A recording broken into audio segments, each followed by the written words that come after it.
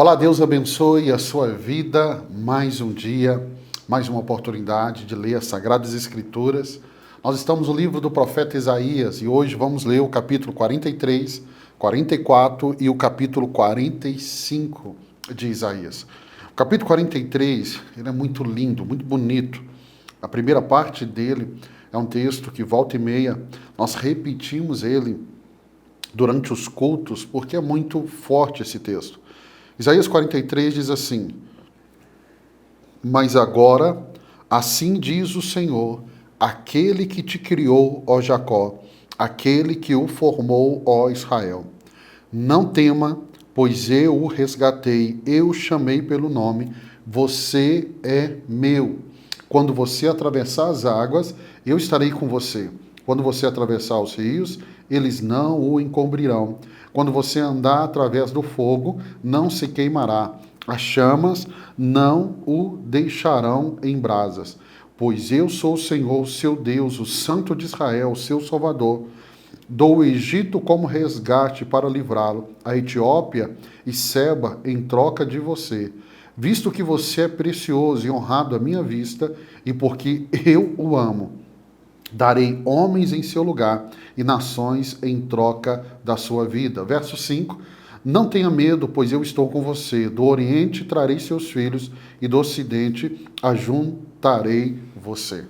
O capítulo 43 de Isaías, qual é o propósito dele? Reafirmar o amor e a proteção de Deus a Israel e anunciar a restauração futura. Então, o capítulo 43 tem esse caráter profético. A mensagem profética, ela fala no presente e no futuro, né? Então vamos lá. Como que Isaías 43 começa?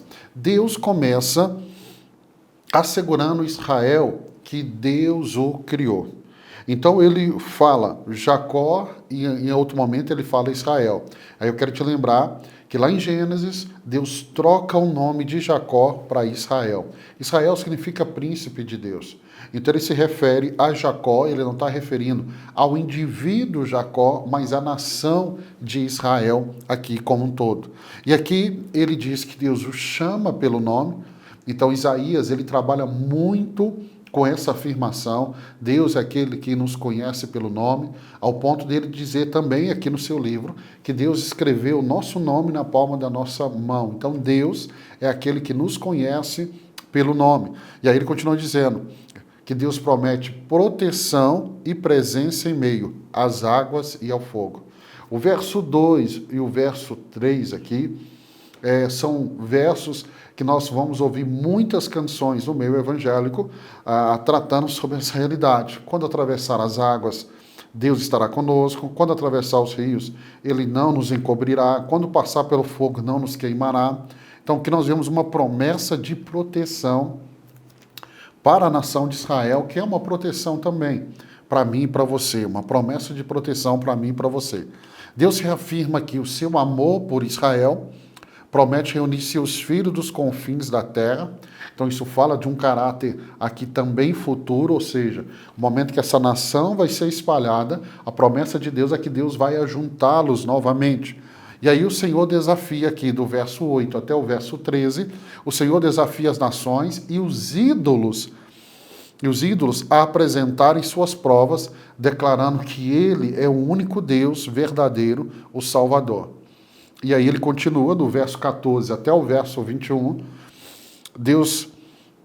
verso 14 ao 21, Deus promete fazer algo novo, um caminho no deserto e rios no ermos, lembrando a Israel de seus feitos passados. Eu gosto muito aqui, verso 14, assim diz o Senhor, seu Redentor, o Santo de Israel, por amor de você, mandarei inimigos contra a Babilônia e farei todos os babilônicos descerem como fugitivo nos navios que se orgulhavam. E aí ele vai continuar isso, e aí o verso 18 ele diz assim, esqueça o que se foi, não vivam no passado. Essa é uma mensagem muito forte ao longo da Bíblia. A Bíblia sempre vai nos apontar para essa realidade, que nós não podemos ficar presos ao passado, seja no Velho ou no Novo Testamento. Então a Bíblia sempre vai dizer que nós devemos esquecer aquilo que passou. Salomão vai dizer que é muito melhor, né, o término, a conclusão, do que o início. Então ele está nos apontando o seguinte: não olhe para trás, não fique preso ao passado, olhe para o futuro. Por quê? Porque como vai terminar vai ser mais importante do que o início. Por exemplo, o profeta Ageu, a mensagem de Ageu muito forte é Deus convidando o povo a considerar o seu passado. Em que sentido? É de Deus dizendo para eles: olhe para o passado, porque a colheita do presente é resultado do passado. Mas Deus, quando Ele pede, nos convida a olhar para o passado, não é para ficarmos presos ao passado. Pelo contrário, Paulo vai dizer na carta aos Filipenses que nós devemos nos esquecer do que ficou para trás e prosseguir para o alvo que está diante de nós. E aí, verso 18, ele diz assim: vejam, estou fazendo uma coisa nova. Essa também é uma mensagem muito forte ao longo da Bíblia. O nosso Deus é um Deus que faz coisas novas. Paulo usa a expressão novidade de vida para falar da nossa caminhada com Cristo. É uma vida de novidades, de coisas novas. E aqui ele diz: já está surgindo, vocês não a reconhecem? Até no deserto vou abrir um caminho e riachos no ermo. Essa realidade, ela é muito forte, ela é muito poderosa. E aí, o capítulo vai terminar, capítulo 43, com uma exortação ao arrependimento, destacando que Deus apaga as transgressões por amor de si mesmo. Aqui temos, né, uma mensagem muito forte do Deus que apaga a nossa transgressão, que apaga o nosso pecado, mostrando que Deus é capaz, sim, de apagar todos os pecados, e não importa qual seja. Verso 25, sou eu mesmo, aquele que apaga as suas transgressões por amor de mim, e que não se lembra mais dos seus pecados. Eu gosto muito do capítulo 43, fazer um apontamento, por isso que eu citei o momento que Deus troca o nome de Jacó para Israel. Por quê? Porque Jacó é essa figura. Jacó, que significa enganador, e esse é o caráter dele, até o momento que Deus troca o seu nome. Deus diz: agora você vai ser chamado de Israel, não de Jacó, não de enganador, mas de Israel, príncipe de Deus. Então, o capítulo 43 começa falando da figura de Jacó e de Israel, apontando no final do capítulo para essa mudança que Deus pode fazer na minha vida e na sua vida. Vamos para o capítulo 44? O propósito do capítulo 44 é afirmar a unidade de Deus e ridicularizar a idolatria e prometer a restauração de Israel. Agora o capítulo 44, verso 1, começa assim: mas escute agora, Jacó, meu servo, Israel, a quem escolhi. Assim diz o Senhor, aquele que o fez, que o formou no ventre e que o ajudará. Não tenha medo, ó Jacó, meu servo, Jerusalém, a quem escolhi. Quando você for ler um capítulo como esse, eu gosto de fazer uma leitura como? Esse é um capítulo com uma mensagem muito forte, como foi o capítulo 43 que nós acabamos de comentar e você acabou de ler. Se você quer fazer uma declaração profética aqui, você pode fazer assim, preste atenção. O texto diz assim: mas escute agora Jacó. Você pode fazer uma declaração em voz alta. Eu, a pastora Eliane, nós fazemos muito isso. Você pode colocar o seu nome no lugar do nome de Jacó. Mas escute agora, Walter, meu servo. Walter, a quem escolhi. Assim diz o Senhor, aquele que te fez, que formou no ventre, que o ajudará. Não tenha medo, ó Walter, meu servo. Walter, a quem escolhi. Pois derramarei água na terra sedenta e torrentes na terra seca. Derramarei do meu espírito sobre sua prole e a minha bênção sobre os seus descendentes. Então, quando você tem um texto tão forte, tão direto, você pode fazer essa declaração profética sobre a sua vida. Mas vamos comentar. Isaías 44 começa, mais uma vez, com uma reafirmação, porque vimos isso no capítulo 43, da escolha de Deus por Israel. Ou seja, foi Deus que escolheu. E aí eu te lembro do Evangelho de João, capítulo 15, onde Jesus vai dizer: não foste vós que me escolheste, mas eu escolhi a vós. Então eu e você fomos escolhidos por Deus. Jeremias, no capítulo 1, o apóstolo Paulo, no livro de Gálatas, vai dizer a mesma coisa, que eu e você fomos escolhidos, como Jeremias e Paulo também foi escolhido desde o ventre da sua mãe.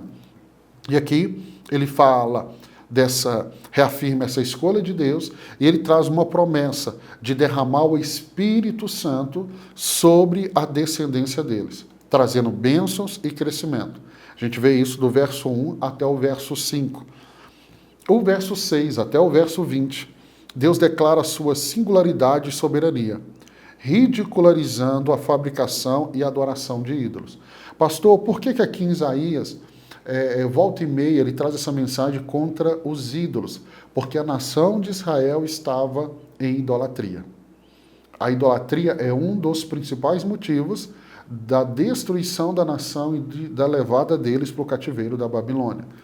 E aí, verso 21 ao verso 23, o Senhor lembra a Israel que ele é o Redentor, que apaga suas transgressões e o formou desde o ventre materno, do verso 21 até o verso 23. Verso 21, lembre-se disso, ó Jacó, pois você é meu servo, ó Israel, eu fiz. Você é o meu servo, ó Israel, eu não esquecerei. Então Deus, mais uma vez, traz também essa reafirmação. Do verso 24 até o final, verso 28, o que é que nós encontramos, né?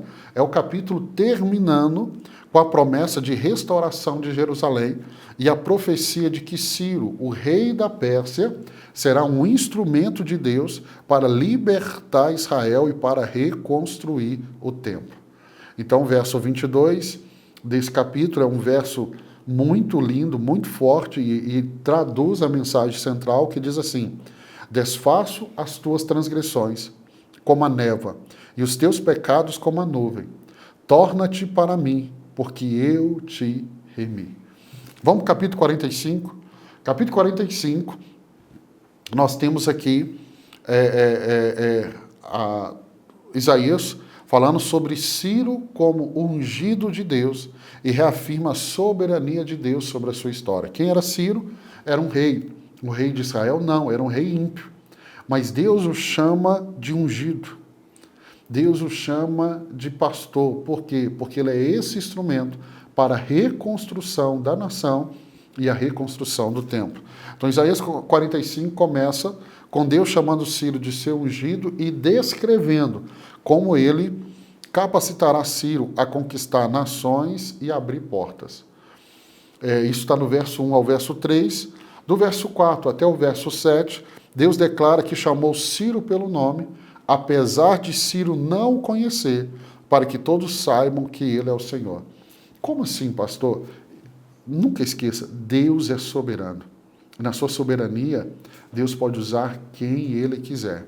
Na sua soberania, ele escolheu usar Ciro e fazer de Ciro esse grande conquistador e fazer de Ciro um instrumento para abençoar o teu povo. O que isso me ensina? E eu quero deixar essa mensagem que é muito forte no seu coração. Deus pode usar alguém que não o conhece, que não o serve, para te abençoar. Deus pode mover o coração do pequeno, do grande, do rei, do governador, de quem é que seja, para ser um instrumento de bênção para aqueles que o amam. Então Deus pode usar um ímpio para te abençoar. E Deus faz isso porque ele é soberano. Verso 8 ao verso 13, o capítulo vai mostrar ainda mais clara a soberania de Deus sobre a criação, a história. Então você não vê nesse capítulo a soberania só em cima de Ciro, mas em toda a criação. Desafia aqueles que questionam seu plano. Então, verso 8 ao verso 13, isso é muito claro. Do verso 14 até o verso 19, o que nós encontramos? Né? Esse Deus promete salvação e Deus promete justiça a Israel. Enquanto as nações reconhecerão a sua soberania. Ei, Deus não perdeu o controle da história. Ele é um Deus soberano. O capítulo vai terminar com o chamado universal à salvação, afirmando que todo joelho se dobrará diante de Deus. Olha o que Paulo vai dizer lá em Filipenses 2, verso 10 ao 11, ele diz assim, Paulo afirma que ao nome de Jesus, né, se dobre todo o joelho dos que estão no céu, na terra e debaixo da terra, e toda língua confesse que Jesus Cristo é o Senhor para a glória de Deus. Romanos 14, 11, Paulo diz que todo joelho se dobrará diante de Deus. Então, o que Isaías está declarando aqui, outros escritores da Bíblia vão dizer a mesma coisa. Todo joelho vai se dobrar diante do Senhor, porque Ele é Senhor, Ele é soberano sobre toda a criação. Terminamos capítulo 45, hoje foi do 43 ao 45.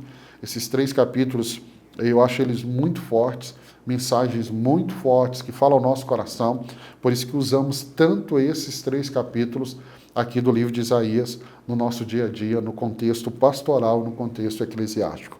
Quero abençoar a sua vida. Se Deus permitir, amanhã nós vamos continuar a nossa leitura com mais 3 capítulos da Bíblia. Deus te abençoe e eu te encontro aqui amanhã, se Deus permitir.